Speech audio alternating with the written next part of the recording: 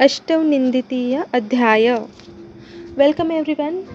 आजच्या लेक्चरमध्ये आपण बघतोय अष्टवनिंदितीय अध्याय, जो चरकचा 21वा अध्याय आहे. आणि हा अध्याय म्हणजेच अष्टवनिंदितीय कन्सेप्ट रोगनिदानमध्ये पण आहे, रोगनिदान पार्ट 1 मध्ये.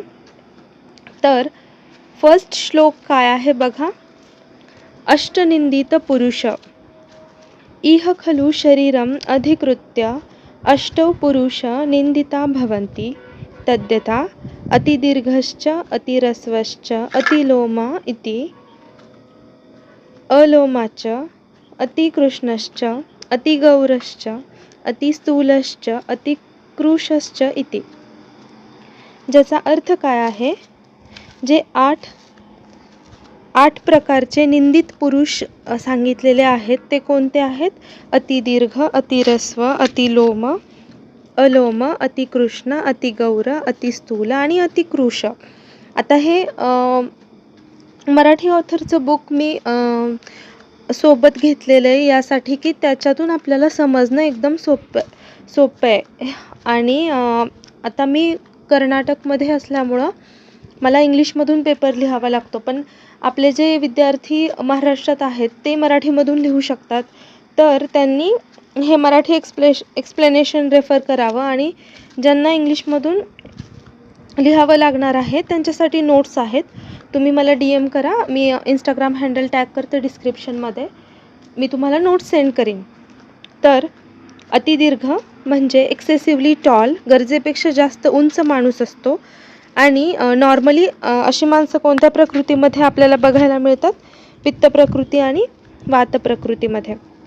अतिरस्व गरजेपेक्षा म्हणजे उंची खूप कमी असते, एक्सेसिव्हली शॉर्ट. त्याचे 6 टाईप दिलेले आहेत. अतिलोम एक्सेसिव्हली हेअरी, त्या माणसांच्या अंगावर खूप जास्त केस असतात आणि तो माणूस एक अस्वलासारखा दिसतो. म्हणजे एकदम तसंच नाही, पण ते त्यांनी उल्लेख केलेला आहे त्या गोष्टीचा. अलोम म्हणजे बॉडीवर अजिबात हेअर नसतात, ती अशी माणसं ओजहीन असतात. अतिकृष्ण एक्सेसिव्हली ब्लॅक. अतिगौर रक्तविकृती प्रधान असते यांच्यामध्ये. अतिस्थूल जे ओबेस असतात ते. स्तन, नितंब आणि कटी हे अवयव लोंबणारे असतात. ज्यांच्यामध्ये असे अवयव लोंबणारे आहेत त्यांना आपण काय म्हणतो, अतिस्थूल म्हणतो. अतिकृश एक्सेसिव्हली इमॅसिएटेड, ज्यांचं मांसल अवयव खूप जास्त शुष्क आहे त्यांना काय म्हणायचं, अतिकृश. अतिस्थूल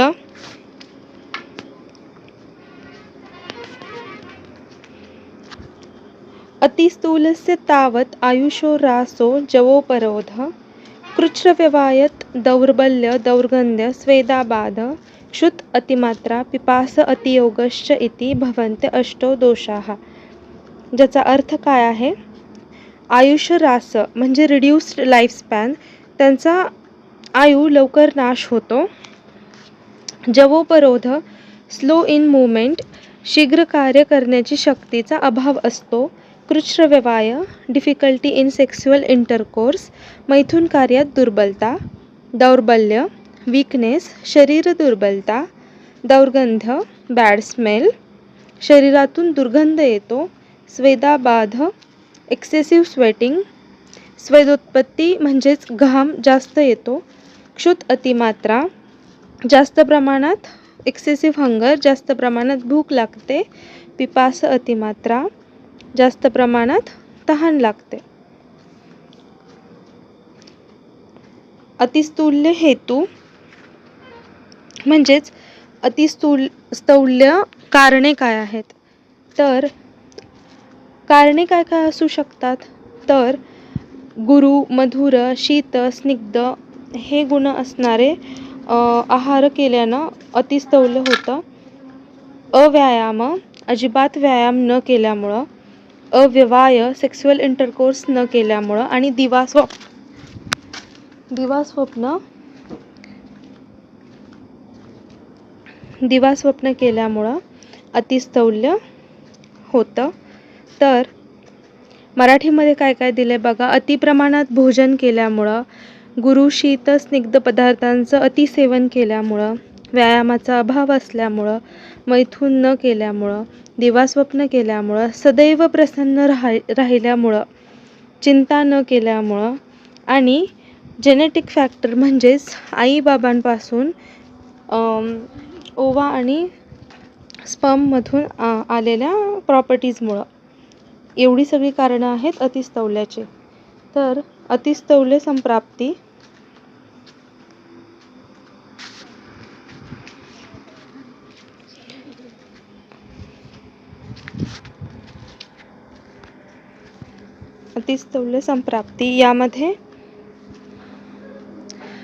यामध्ये काय होतं तर अतिस्थूलमध्ये वातची गती जी असते पहिल्यांदा ती एकदम नॉर्मल असते. म्हणजे पोटामध्ये आपली वातची जी गती असते ती एकदम नॉर्मल असते. पण अतिस्थूल पुरुषामध्ये काय होतं, मेदधातूमुळं स्त्रोतोरोध होतो. म्हणजे मेदधातू ऑब्स्ट्रक्ट करतो वातच्या मूवमेंटला, ज्यामुळं काय होतं, जाठराग्नी अतितीव्र होते आणि त्यामुळं जो तो पेशंट आहे किंवा जो तो माणूस आहे त्याला खूप जास्त भूक लागते. तो जास्त अन्न खातो आणि ते अन्न लवकर जिरतं सुद्धा. त्याच्यानंतर ते अन्न जिरल्यानंतर अजून एकदा तेवढीच भूक लागते. ही सायकल चालू राहते आणि जास्त अन्न खाल्ल्यामुळं काय होतं, वजन वाढतं. आणि त्याच्यामध्ये दिसणारे लक्षण काय आहेत तर नितंब, उदर आणि स्तन हे जे ऑर्गन आहेत त्यांच्यावर मांस जास्त असल्यामुळं ते लटकताना दिसतात आणि चालताना हलतात.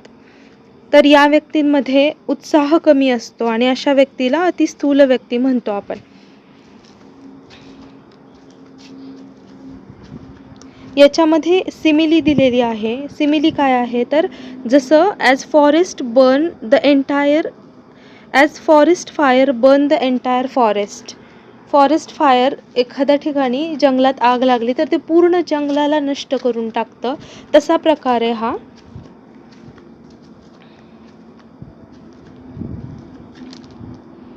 अतिस्थूल लक्षणं.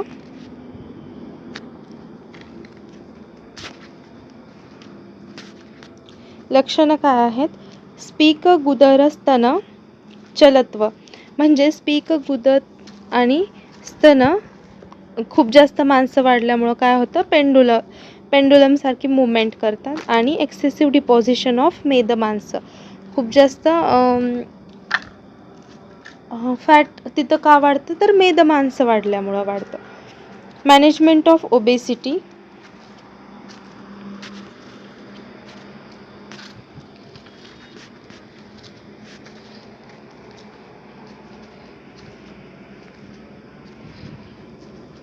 Management of obesity food. तर आहारामधून आपण कसं मॅनेज करू शकतो ओबेसिटीला. वात, कफ आणि मेद हर म्हणजेच वात कमी करणारा, कफ कमी करणारा आणि मेद कमी करणारा आहार खायचा. तसंच वृक्ष उष्ण आहार खायचा. बस्ती विहारमध्ये काय काय 2 पॉईंट आहेत विहारमध्ये, बस्ती आणि वृक्ष उद्वर्तना. बस्ती कशा द्रव्यांमधून घेणार तर वृक्ष, उष्ण आणि तीक्ष्ण द्रव्य वापरायचे बस्ती करण्यासाठी आणि वृक्ष उद्वर्तन करायचं. औषधामध्ये काय काय आहे, ॲडमिनिस्ट्रेशन ऑफ गुडुची, त्रिफल, तक्र अरिष्ट, यवचूर्ण अँड आम्लचूर्ण प्लस मधू. हे जे यवचूर्ण आणि आम्लचूर्ण पावडर्स आहेत त्यांच्यामध्ये मध घालून खायचं. बिल्वादी, पंचमूल आणि मधू एकत्रित. शिलाजतू प्लस अग्निमंथ, हे इम्पॉर्टंट आहे. शिलाजतू आणि अग्निमंथ. अनुपान, मधू प्लस वॉटर, अरिष्ट. हे 2 अनुपानं आहेत. तर अजून कोणत्या गोष्टी आपण ॲड करू शकतो बघा. विडंग, सुंठ, क्षार, तीक्ष्ण लोह भस्म या सगळ्यांसोबत मधूचा उपयोग करू शकतो आपण. तसंच पथ्य आहारामध्ये प्रशातिका, प्रियंगू, शामक, यवक, जूर्णक, कोदो, मूग, कुलत्थ, चक्रमुद्ग, तूर, पटोल, आमलकी हे सगळं जेवणामध्ये आपण घेऊ शकतो. म्हणजे जे अतिस्थौल्य पर्सन आहेत त्यांच्यासाठी हा पथ्य आहार आहे.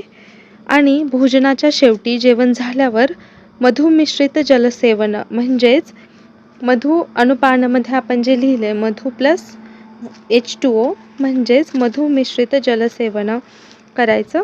मेदमांस आणि कफनाशक अरिष्ट अणुपानासह सेवन करावे. म्हणजे मेदमांस आणि कफनाशक जे अरिष्ट बनवलेलं आहे ते अणुपान, कोणतं तरी अणुपान सिलेक्ट करायचं आणि त्याच्यासोबत घ्यायचं. विहारामध्ये काय काय आहे? जागरण, व्यवाय, व्यायाम, चिंतन हे सगळं अतिस्थूल कमी करण्यासाठी उपयुक्त आहे. नेक्स्ट काय आहे? अतिकार्ष. अतिकृश लक्षण. तर त्याचे निदान काय आहेत? कारणे काय आहेत? वृक्ष अन्नपान सेवन, म्हणजे खूप ड्राय गोष्टी खाल्ल्यामुळं, लंघन, उपवास केल्यामुळं, वेग विनिग्रह, मलमूत्रचा वेग रोखून धरल्यामुळं, निद्रा विनिग्रह, नीट झोप न झाल्यामुळं, शोक, खूप जास्त दुःखी असल्यामुळं, क्रोध, रागराग केल्यामुळं, या सगळ्या कारणांमुळं जरा म्हणजे खूप दिवस आजार बरा न झाल्यामुळं आणि आईवडिलांकडून जे जीन्स आलेले आहेत त्यामुळं ही सगळी कारणे आहेत की एखादा माणूस अतिकृश आहे. तर त्यांचे फीचर्स काय आहेत? अतिकृश माणसांचे फीचर्स काय आहेत? कांट विथस्टँड विथ क्षुत, भूक, पिपास, तहान, आमय, कास, श्वास, गुल्म हे सगळे जे आहेत त्यांना ते सहन होत नाही. म्हणजेच यांना अतिव्यायाम, भोजनाची अतितृप्ती, क्षुधा, तृष्णा आणि तीक्ष्ण औषधयोग, तसंच शीत, अतिउष्ण आहार आणि विहार, मैथून हे सगळं त्यांना सहन होत नाही. तसंच जे आजार आहेत प्लीहा, कास, क्षय, श्वास, गुल्म, अर्श, उदर, ग्रहणी ह्या ज्या व्याधी आहेत ते अतिकृश पुरुषात जास्त हानी करतात. लक्षणं काय आहेत? इमॅसिएटेड स्पीक, उदर, ग्रीव, म्हणजे त्यांचं नितंब उदर आणि ग्रीव एकदम शुष्क असतं. तिथं अजिबात जास्त मांस नसतं आणि खूप जास्त लीन असतात ते. स्थूल पर्व, त्यांच्या धमन्या सिरा स्पष्ट दिसतात. त्वक अस्ति शेषो, म्हणजेच त्वचा आणि अस्थी फक्त शिल्लक आहेत बॉडीमध्ये. असं वाटतं की फक्त हाडाला त्वचा लावल्यासारखं, त्याला काही मांसच नाही तसं. आता याचं मॅनेजमेंट काय आहे?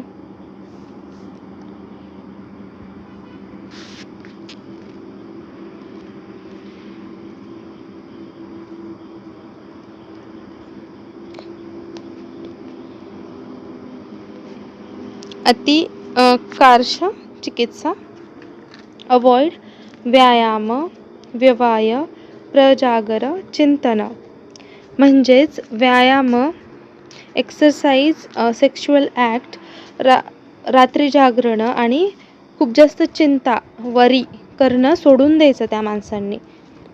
छानपैकी झोप घ्यायची, स्वप्न, हर्ष, शांती, छानपैकी झोप घ्यायची, हर्ष, आनंदी राहायचं, शांत राहायचं हे, आणि सुखशय्या, आरामदायी झोप होणं गरजेचं आहे. मानस निवृत्ती, कोणतीही चिंता नसली पाहिजे. तसंच दधी, सर्पी, इक्षू, दुग्धशाली, माशा, गोधूम हे सगळं अन्न पाणी खाल्लं पाहिजे त्या माणसाने. बस्ती, तैल अभ्यंग आणि स्निग्ध उर्ध्वर्तन, हे त्यावर उपाय आहेत की जास्त इमॅसिएटेड माणूस असेल तर त्यांनी बस्ती, तैल, अभ्यंग आणि स्निग्ध उर्ध्वर्तन केलं पाहिजे. संतर्पण, स्वप्न, प्रसंग. त्याचबरोबर संतर्पक आहार, ज्याने नरिशमेंट मिळेल असा आहार दिला पाहिजे त्यांना. लघु आणि संतर्पण आहार हे 2 शब्द खूप जास्त इम्पॉर्टंट आहेत यामध्ये. तर मराठी बुकमध्ये काय दिले बघा.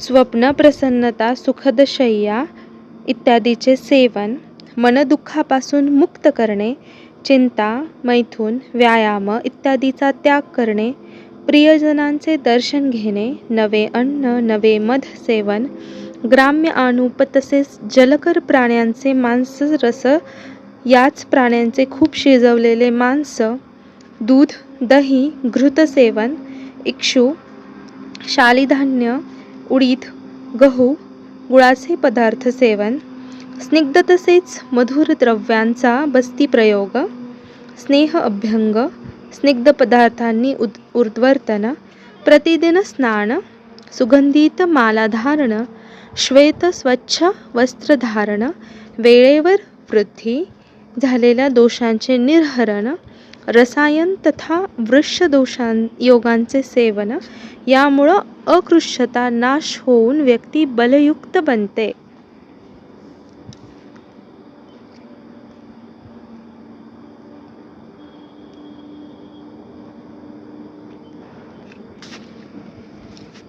कृश व्यक्तीला स्वस्थ करण्यासाठी निद्रा आदीचे महत्त्व, कार्याची चिंता न करणे व निरंतर संतर्पण आहाराचे सेवन आणि सुखपूर्व शयन घेतल्याने मनुष्य वराहाप्रमाणे पुष्ट होतो. वराह म्हणजे काय, कमेंट करा, तुम्हाला येते का बघू.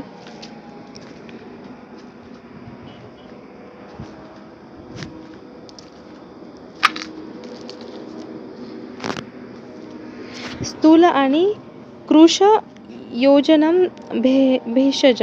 स्थूल आणि कृशला नीट कसं करायचं, तर स्थूलला मेन कोणते 2 शब्द आहेत आपले, गुरु आणि अतर्पण आहार विहार.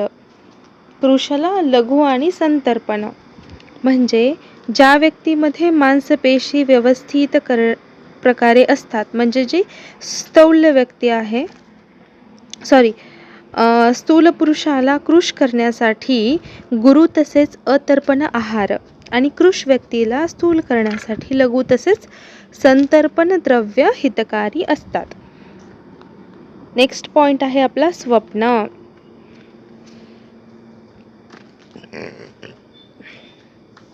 स्वप्नाचा डेफिनेशन वाला श्लोक काय आहे, ॲड नाही केला मी. इथे एक डेफिनेशन वाला श्लोक आहे, तो ॲड करायचा.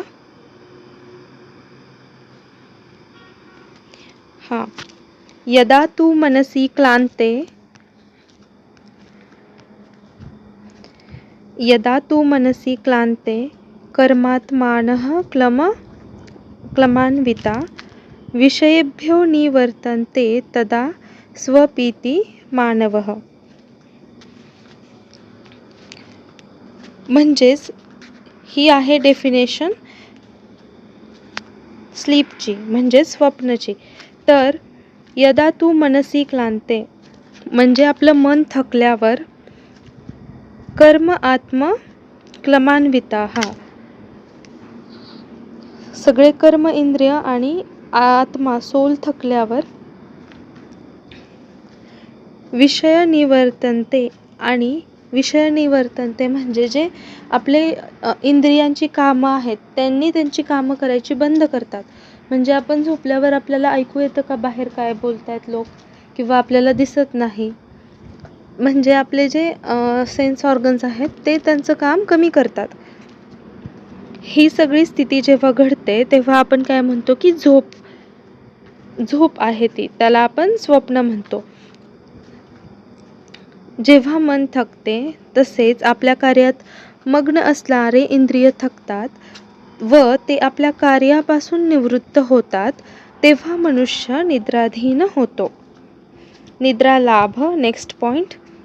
निद्रायत्तं सुखम दुःखम पुष्टिकार्ष बलाबलम वृषता क्लीबता ज्ञानम अज्ञानम जीवितम न च. बेनिफिट्स काय काय आहेत बघा निद्राचे. तर निद्रा केल्यामुळं शारीरिक मानसिक सुख मिळतं, शरीराचं पोषण होतं, पुष्टी,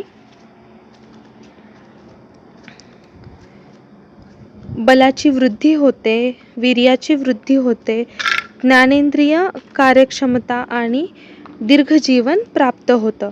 तसंच शास्त्र नियम जे बरोबर नियम आहेत निद्रा करण्याचे, त्याच्या विपरीत निद्रा केल्यामुळं काय काय होतं? दुःख, कृशता, दुर्बलता, नपुंसकता, अज्ञान, त्याचबरोबर मृत्यूसुद्धा होऊ शकतो.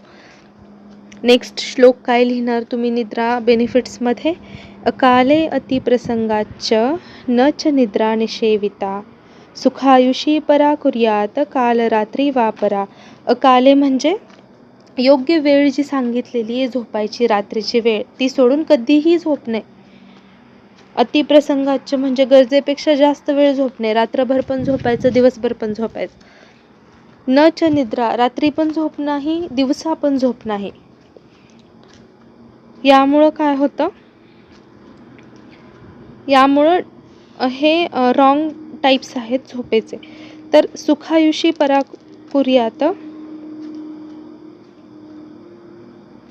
काल रात्री वापरा. बरोबर टाईप काय आहे? रात्रीच्या वेळी झोपणं. तर मराठीमध्ये याचं ट्रान्सलेशन किंवा याचं एक्सप्लेनेशन काय दिले बघू. असमयी निद्रा घेणे, निद्रेचा मिथ्यायोग म्हणतात त्याला. असमयी अधिक निद्रा घेणे, निद्रेचा अतियोग म्हणायचं त्याला. आणि दिवसरात्र निद्रा न घेणे, निद्राचा अयोग म्हणायचं किंवा हीनयोग म्हणायचं. या प्रकारच्या निद्रा काळ रात्रीप्रमाणे असतात. यामुळे सुखी आयुष्याची इच्छा असणाऱ्या व्यक्तींनी निद्रेचे सम्यक धारण करावे. सुखायुषी परा कुर्यात काल रात्री वापरा. सुखी आयुष्याची इच्छा असलेल्या व्यक्तींनी निद्रेचे सम्यक धारण करावे. दिवा स्वप्न. नेक्स्ट पॉइंट आहे दिवा स्वप्न.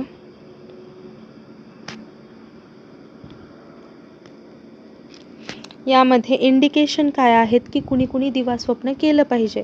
तर कर्षित, जे खूप लीन आहेत किंवा इमॅसिएटेड आहेत, अध्ययन, ज्यांनी खूप रात्रभर अभ्यास केलेला आहे, मद्यपान ज्यांनी केलेले, गीत म्हणजे गायन जे करतात, स्त्रीकर्म, स्त्री सहवास असणारे, या सगळ्यांनी रात्रीची झोप घेतली तरी चालतं.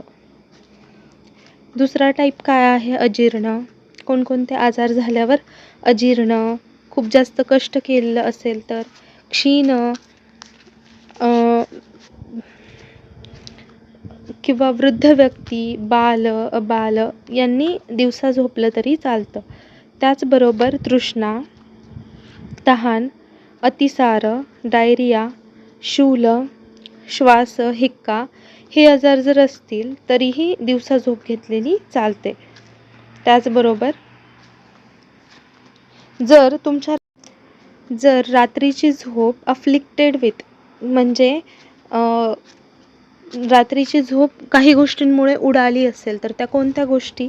क्रोध, शोक, भय या गोष्टींमुळे रात्री झोप आली नसेल तरीही दिवसा झोपलं तरी चालतं.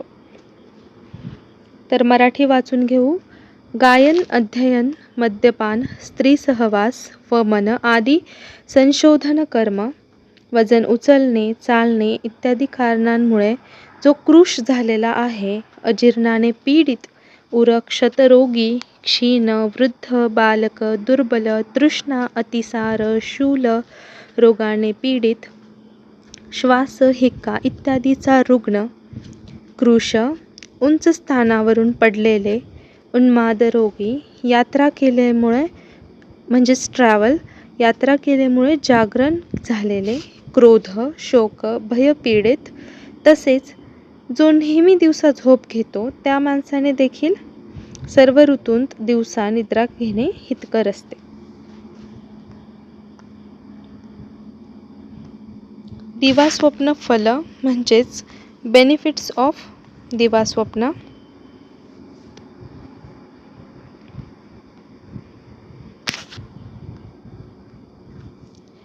धातू साम्य, दिवा स्वप्न केल्यानं धातू साम्य होतं, आयुष्य वाढतं, पण जे इंडिकेटेड आहे त्यांनी केल्यावरच आयुष्य वाढतं. ग्रीष्म आदान म्हणजे ग्रीष्म ऋतूमध्ये दिवा स्वप्न इंडिकेटेड आहे सगळ्यांसाठी. का तर ग्रीष्म ऋतूत आदानकाल असल्यामुळं वृक्ष शरीर असलेल्या व्यक्तींमध्ये वायुवृद्धी होते. शिवाय या ऋतूत रात्रीची कालसीमा म्हणजे रात्र छोटी असल्यामुळं या ऋतूत दिवसा निद्रा घेणे हितकारी असते सगळ्यांसाठी. इन ऑदर सीझन कफ पित्त इन्क्रीजेस. दुसऱ्या ऋतूमध्ये काय होतं तर ग्रीष्म ऋतू सोडून इतर ऋतूत दिवसा निद्रा घेतल्याने कफाची वृद्धी व पित्त प्रकोप होतो. दिवा स्वप्न निषेध. दिवा स्वप्न कुणी नाही घेतले पाहिजे. तर कफ विसिएशन, दिवा स्वप्न केल्यामुळं काय होतं, कफ विसिएशन होतं.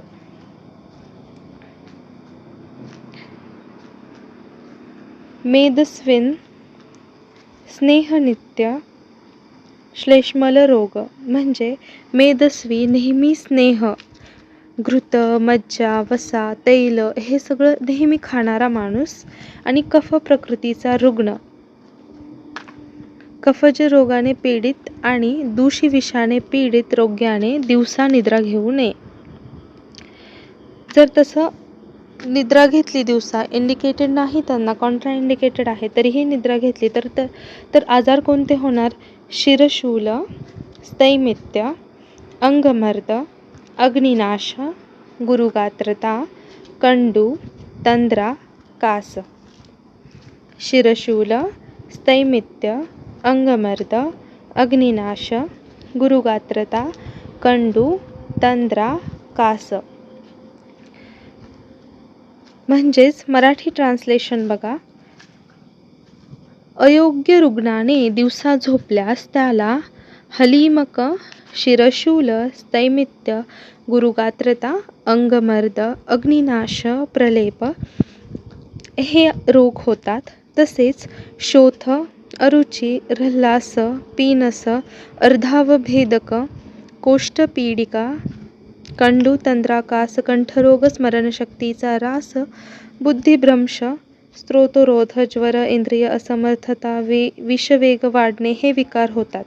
यामुळे बुद्धिमान व्यक्तीने आपल्या हित अहिताचा विचार करून ज्याला दिवास्वप्न हितकर सांगितलेला आहे त्यानेच दिवसा निद्रा घ्यावी. बाकी रुग्णांनी दिवास्वप्न करू नये. रात्री जागरण. रात्रौ जागरणं वृक्षं स्निग्धं प्रस्वप्नं दिवा अरुक्षम अभिषन्ति त्वासीन प्रचलायितम्.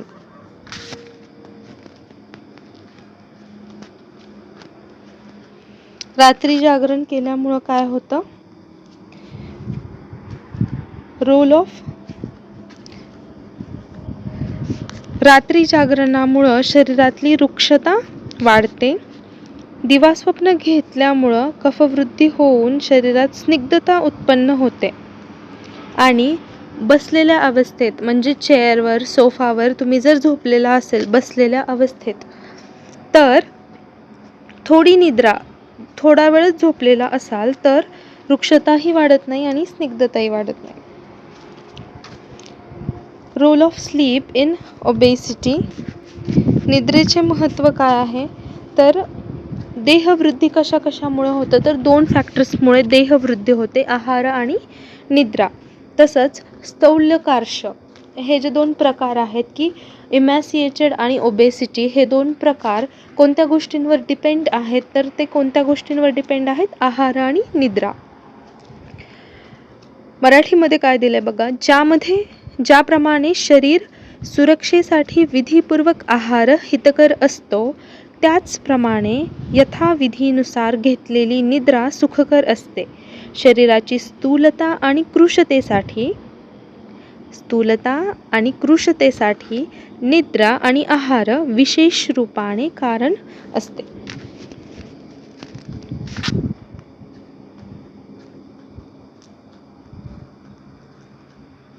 स्वप्नजनक हेतू, methods to induce good sleep.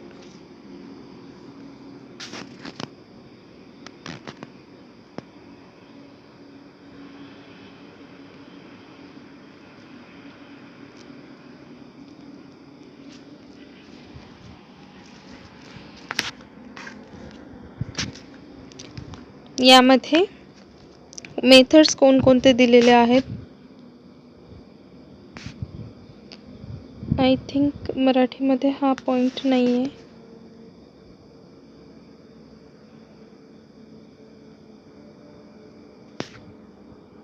ठीक आहे.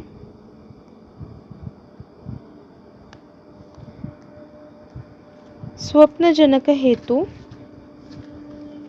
यामध्ये methods to induce good sleep, छान प्रकारे झोप येण्यासाठी कोणकोणत्या मेथड्स आपण फॉलो करू शकतो. तर फर्स्ट आहे डूजमध्ये अभ्यंग, उत्सादन, स्नान. ड्रिंक आणि ईट. डूज म्हणजे विहारमध्ये अभ्यंग, उत्सादन, स्नान. त्याचप्रमाणे थेरपीज म्हणू शकतो आपण याला. चक्षुतर्पण, शिरसोलेप आणि उचित काल शयन हे विहार झालं. आहारामध्ये क्षीर, स्निग्ध अन्न आणि मद्यपान हे आहार विहार झाले. त्याचबरोबर हॅबिच्युएटेड फॉर डे स्लीप, जे लोक दिवसा झोपेसाठी हॅबिच्युएटेड आहेत, खूप वर्षांपासून ते दिवसा झोपतात म्हणजे झोपतातच, त्यांच्यासाठी ती गोष्ट साम्य आहे आता. त्यामुळं त्यांनी दिवसा झोप घेतली तरी त्यांना कोणत्याही प्रकारचा वेगळा आजार होणार नाही. निद्रानाश, इन्सोमनिया हेतू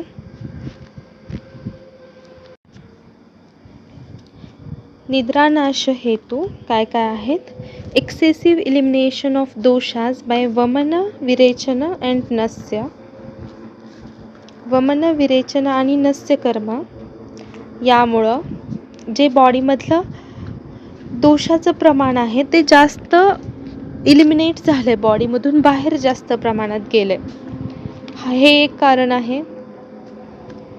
दुसरं कारण काय आहे? भय, घाबरणे, चिंता, काळजी करत राहणे, क्रोध, रागराग करणे, धूम, व्यायाम, जास्त प्रमाणात एक्सरसाइज करणे, रक्तमोक्षण, ब्लड लेटिंगची प्रोसेस आहे ती करणे, उपवास, फास्टिंग, असुखशय्या म्हणजे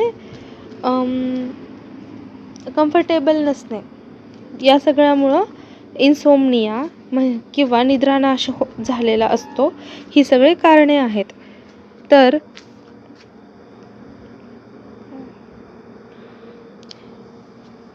ही जी कारणे आहेत ती सगळी कारणे आपण कशाची चिकित्सा म्हणून देऊ शकतो? अतिनिद्राची चिकित्सा म्हणून आपण ही जी निद्रानाशाची कारणे आहेत ती देऊ शकतो. त्याचबरोबर काल, विकार, प्रकृती तसंच वातपित्त विकृती यामुळे सुद्धा निद्रानाश होतो. निद्राभेद काय आहेत बघा? टाइप्स ऑफ निद्रा 6 आहेत. तमोभाव, श्लेष्म समुद्भव, मन शरीर श्रम संभव, आगंतुकी, व्याधी अनुवर्तिनी आणि रात्री स्वभाव प्रभाव. तमोभाव हे जे निद्राचा प्रकार आहे तो त्यामध्ये निद्रा कशामुळे आलेली असते की बॉडीमध्ये तम जो मानस दोष आहे तो वाढलेला असतो. श्लेष्म समुद्भवमध्ये कफ दोष वाढलेला असतो. मनशरीर श्रमसंभव या प्रकारची निद्रा काय येते तर एक्झॉशन, थकवा आल्यामुळं. आगंतुकी या प्रकारची निद्रा काय येते तर अरिष्ट लक्षणं. आगंतुकी प्रकारची निद्रा येणं म्हणजे ते एक अरिष्ट लक्षणं म्हणून आपण कन्सिडर करू शकतो. व्याधी अनुवर्तिनी या प्रकारची निद्रा काय येते तर कॉम्प्लिकेशन ऑफ अदर डिसीजेस. आजारी माणसं जास्त झोपतात तर ती व्याधी अनुवर्तिनी आहे. आणि रात्री स्वभाव प्रभाव ही निद्रा का आहे तर नॅचरल टायमिंग आहे आपलं झोपण्याचं रात्रीचं. मेलॅनिन प्रोडक्शन होतं आणि त्यालाच काय म्हणतो आपण? भूतरात्री.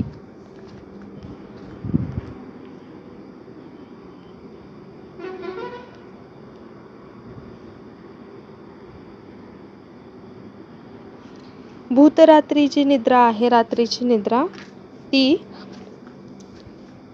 एकदम एक्सलेंट प्रकारची निद्रा आहे. रात्री स्वभाव प्रभाव निद्रा एक्सलेंट प्रकारची निद्रा मानलेला आहे, ज्याला आपण भूतरात्री देखील म्हणतो. त्याचबरोबर तम वाढल्यामुळं जी तमोभाव निद्रा आहे ती बॅड ॲक्ट्समध्ये कन्सिडर होते.